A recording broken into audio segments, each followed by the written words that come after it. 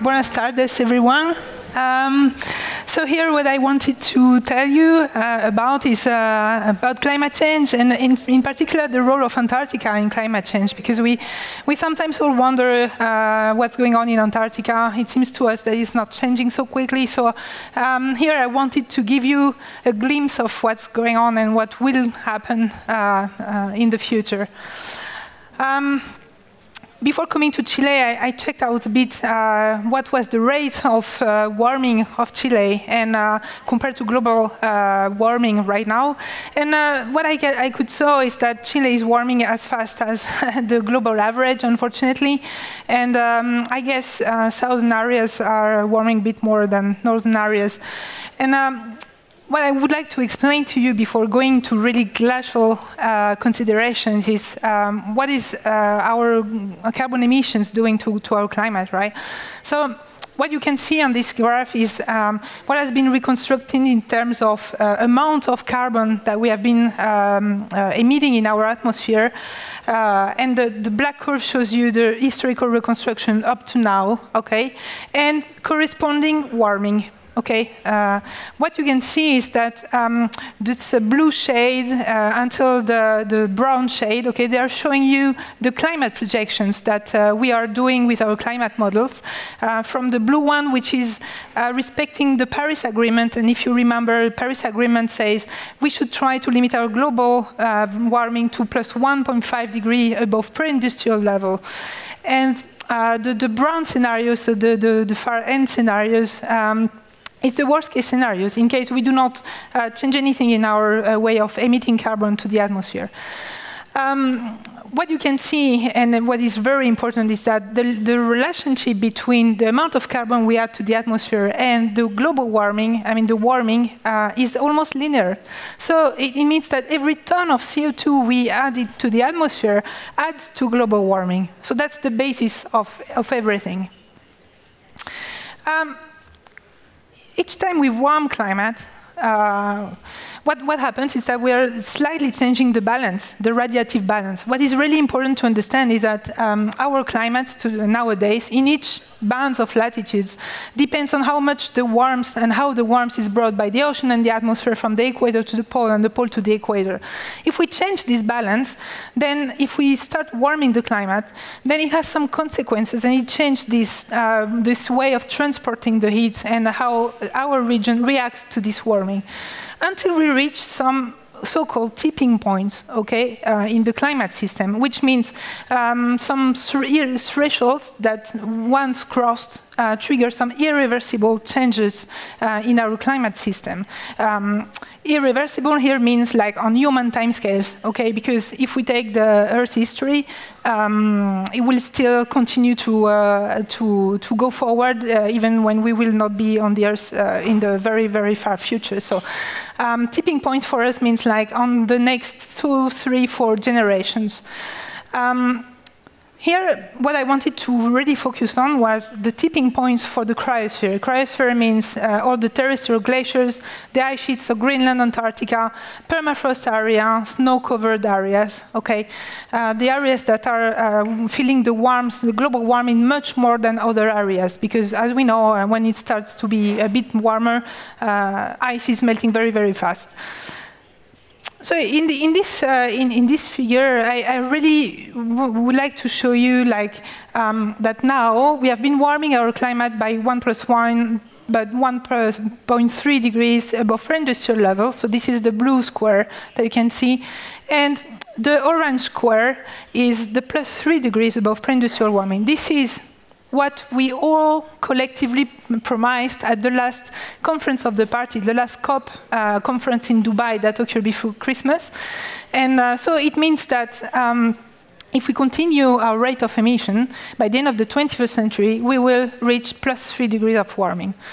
What does this matter for the cryosphere? Okay, so you can see that below, the components of the cryosphere are listed, and the bar corresponds to the temperature range from which we think in the scientific community some tipping points are crossed and trigger some irreversible changes in Greenland ice sheet melting, for example, West Antarctic ice sheet stability, East Antarctic ice sheet stability, and the glaciers, etc., etc. You can see that most of those tipping points for Greenland and Antarctica are around +1 degree, +2 degrees of warming. So we are around this tipping point already, okay? But most of it could also be triggered if we continue emitting more carbon and warming our climate. And some tipping point will still be triggered in the next decades, actually. Tipping points are important because in the cryosphere, because of course, if our glacier melts, if our ice sheet melts, it leads to sea level rise. Okay, the main contributor to sea level rise is ocean thermal expansion nowadays, and the melting of our terrestrial glaciers, Greenland and Antarctica. Here, I wanted to show you what we know, what we have been calculating in terms of projections in the future by the end of the 21st century, in terms of global mean sea level rise if we continue emitting in a different way. So in blue, the scenario represents the Paris Agreement. If we are very good and we stick to it, then +2 degree warming scenarios, and then +3 degree scenario, which corresponds to what our current rate of emissions, let's say. You can see that by the end of the 21st century, in the Paris Agreement, we arrive a bit less than a half meter of global mean sea level rise, with upper bound around 60 centimeters. With +2 degrees of warming, we are a half meter of global mean sea level rise. And with the, let's say, our current rate of emission, we reach 60 centimeters of global mean sea level rise. What is really important to understand is that it seems very little, okay, half meter sea level rise, okay, but the real impacts really are on the long term because of those tipping points, okay, because the cryosphere is not responding immediately to the warming that we are causing right now, but it's responding on very long time scale, centuries, a few millennia. And this is a physical process, okay? Thermal inertia, that's the physical process at the base of these processes. So what are the projections showing us on the long term, so for the next 2 centuries? So I reported there the scenarios that I showed you previously. And if we look what happens in the next 2 centuries, you can see that the same scenarios show larger numbers, okay? So even with the Paris Agreement, we will lead something above 1 meter of sea level rise, okay? And with +3 degrees, we are a little bit less than 2 meters sea level rise, and in the worst case scenario, okay, we could reach 6 meters sea level rise. What's the role of Antarctica in all that? Because all those projections, okay, as I say, they show ocean thermal expansion, the role of Greenland, the contribution of Greenland, of mountain glaciers, and Antarctica. But Antarctica is like a sleeping giant, okay? We never know, we are not sure on how it will respond on the long term, actually. And now I explain you why, and then you will understand that that's why we are still unsure about our sea level projections. Antarctica is very close to Chile. For me, it's very far away because I'm from Italy, so it's like 13,000 kilometers away. So one could just ask me, why should I care for Antarctica? It's so far away. But you could ask the same question about Greenland. Why should I care for Greenland? It's so far away. But Greenland, it's melting at the surface, so we can see it, unfortunately. We can see every summer that it's decaying, okay? For Antarctica, it's a bit more tricky because there is only very little metal at the surface. And this is because of Antarctic peculiarity. Antarctica is located really at the South Pole, so it's very, very cold, okay? So far, it's preserved for surface melt, okay? But nonetheless, we know that the mass is really decreasing. And what's going on is that most of the Antarctic ice sheets, at the biggest part, which is grounded above sea level, and a part that has the foot grounded below sea level. And we can see that because if we remove the ice from the Antarctic continent, you can see that all the brown areas shows you where the ice is grounded above sea level. All the light blue areas shows you where the ice is mostly grounded below sea level, or at some point it started to float and form what we call ice shelves, so floating platform. There are floating termination of the Antarctic glaciers that flows from the inland toward the ocean. So it means that In the future, when climate will be very, very warm, yeah, we will have some surface melts in Antarctica. But mostly right now what's going on is that because of the parts that are lying on the seafloor and floats, okay, it's very exposed to oceanic warming. Okay, so that's the main thing of Antarctica. So you cannot see anything from the surface. Everything is happening in those parts from a bit below those cavities. Why is this very, very important? This is because an ice sheet, it's a moving ice body. It's not static, you know, it's not a block of ice static. I'm sure you know that because when you look at your wonderful Andes glaciers, you can see that they're flowing very, very, very slowly, but you know, they look like rivers. So an ice sheet is the same, it's just flowing. It has some valley glaciers that reach the ocean, so they are flowing, so it's moving. So it means that we can trigger linear behavior in the ice sheet flow to the ocean, but also instabilities, okay? And for example, if we melt those platforms that are the marine termination of those glaciers, they can thin, and they break in icebergs.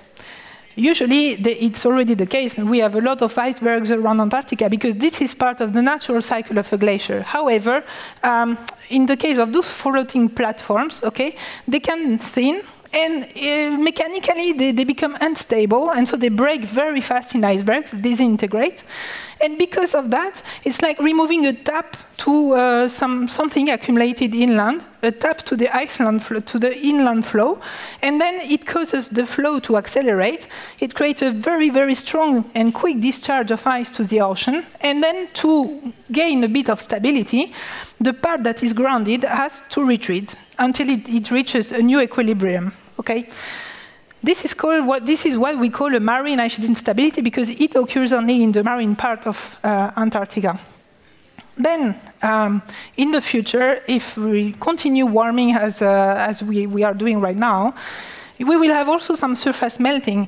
And when you have meltwater that infiltrates the crevasse, the surface of the ice, during the winter, then the volume of ice increases, and it creates some hydrofracturing in those glaciers, in those floating parts. And this will accelerate, increase the impact on this thinning of those platforms, and also create a fast disintegration of those glacier terminations, and creating a discharge and a retreat of the inland ice. Those instabilities are very, very fast somehow, but not as fast as tomorrow we wake up and we find half of Antarctica disintegrated. But it takes as fast as 2 centuries, okay? It has a fast trigger, so it comes back to the tipping point I was mentioning before, and it has some long-term consequences, creating multi-meter sea level rise. You can see that this is a simulation of West Antarctica, showing you how fast it can disintegrate over the next 2 centuries because of those mechanisms. Now, if we go back to global mean sea level rise with this kind of adding up to this kind of instabilities, this will lead to much higher number, okay? Even in the case of our +3 degrees current rate of emission, we lead something above 2 meters of global mean sea level rise, and in the case of even larger warming, up to 2 meters sea level rise. Do we have evidence for such instabilities? Yes, we do. I mean, the answer is yes, because of geological records that we collect around Antarctica. We are able to date the different position of the retreat of an ice sheets in some cases that they left during past glaciations, okay? And we can measure the velocities of the retreat in the past. And it gives us, depending on the region, the size of the glacier, a retreat of between 2 and 6 centuries. Now, if we look at how large is our sea level reconstruction in the past, I want to provide you a perspective on our future projections, just to understand that it is not really science fiction.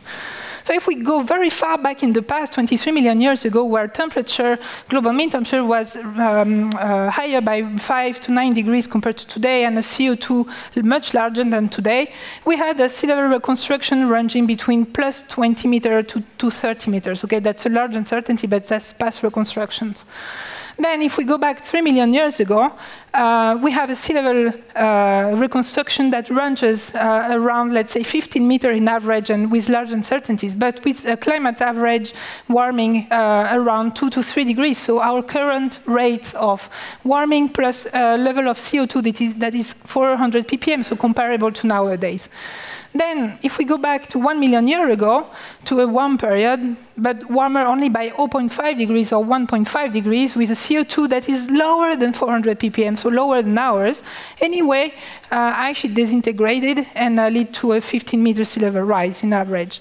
Then, the last interglacial, okay, we can see that the ice sheet disintegrated also, leading to, let's say, 5 meters in average of sea level rise, together with the Greenland ice sheets, in a climatic context that was just slightly warmer than today, once more, like half degrees to 1.5 degrees warming, with a CO2 definitely below 300 ppm, okay? So where are we in the future? I mean, nowadays we are plus 3 degrees, so it corresponds to the one that I am highlighting, the scenarios I'm highlighting here on the screen. And if we stick to the Paris Agreement, I mean, we will anyway have some sea level rise, okay? And if now we look at our projections, you can see that the range of what we project with our numerical models is completely in line with the reconstruction we have of sea level rise in the past.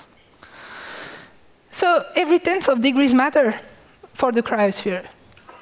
And so in conclusion, if we stop our emission anyway, because of the thermal inertia of the ice sheet, if we stabilize tomorrow at the rate we have right now, we will anyway have a sea level rise of, let's say, 0.5 meter by the end of the 21st century. This is because of the heat that is already trapped within the ice sheets and will continue to melt the ice in the future.